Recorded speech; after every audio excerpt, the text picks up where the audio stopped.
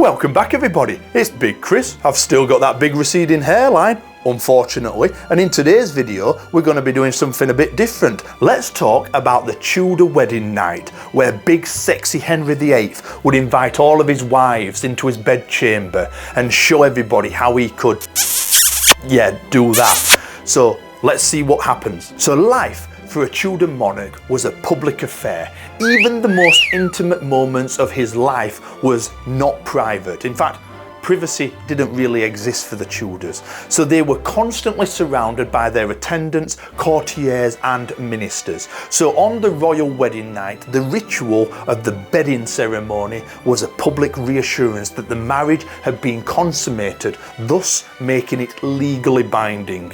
So after the wedding feast, the royal bride would be taken up to the bedchamber. She would be undressed, prepared and put to bed. So romantic. So the royal groom, accompanied by gentlemen, attendees, priests and musicians, would then make a grand entrance into the bedchamber. Probably something like that.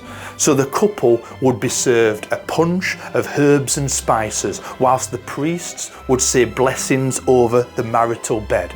And many of the witnesses would be lingering around, jeering and making jokes, hoping to see maybe a little bit of naked leg or some touching.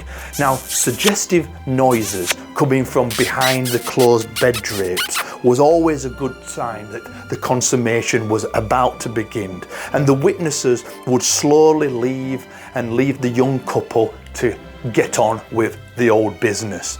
Now, on the occasion when the groom needed a little bit of extra help, a concoction was often made. So this consisted of quail testicles mixed with large winged ants, bark oil and amber, and then it would be applied to the affected area. So the morning after, their bed linen would be inspected for drops of blood, I mean so romantic, and other bodily fluids, and this would display a proof that the deed was done. Now, the custom of the bedding ceremony would continue for another century, and decades on, the consummation of William of Orange and his bride Mary II of England was witnessed by his uncle Charles II. So Charles not only shouted words of encouragement but offered advice to the couple whilst they were right in the middle of sexy time.